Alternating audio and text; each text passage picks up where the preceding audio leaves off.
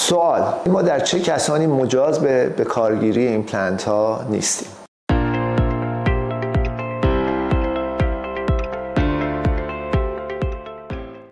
من دکتر سزاوار هستم، متخصص جراحی دهان و فک و صورت، و در این قسمت میخوام به این سوال جواب بدم. طی سالهای اخیر کسانی که کاندید ایمپلنت در نظر گرفته میشن و یا کاندید کارگزاری ایمپلنت های دندانی در نظر گرفته میشن، تعدادشون رو به فزونی رفته. اگر مطالعه بکنید مواردی رو که در مورد تجویز ایمپلنت ها گفته میشد در سالهای گذشته، هولوش 20 سال 25 سال پیش، شما به موارد بسیار زیادی برخورد میکنید که مدام یه سری اشخاص رو از دامنه درمانهای ایمپلنتی کنار گذاشتن، در حالی که الان در حال حاضر بسیاری از اونها از این دامنه خارج شدن و تو لیست اشخاصی وارد شدن که میتونن واجدین شرایط قرارگیری ایمپلنت بشن.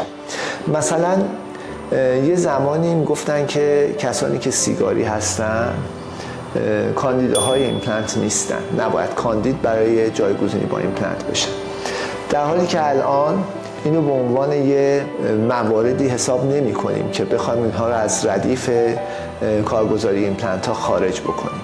توصیه البته بر این هست که مثلا مصرف سیگار خیلی خیلی کم بشه تا جایی که میشه، به خصوص اون مواردی که هنوز کارگزاری ایمپلنت تازه انجام شده و زخم تازه‌ای هست. برای اینکه ترمیم زخم به تأخیر نیفته، سیگار رو ترجیح میدیم که حذف بکنیم.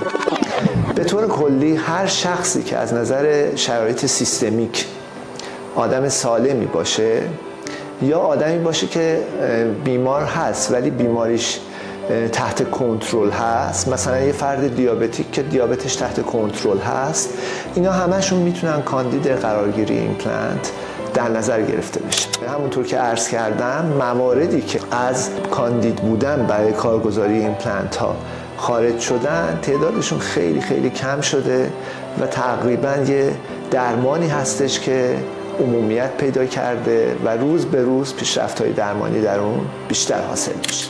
ممنون از توجه شما.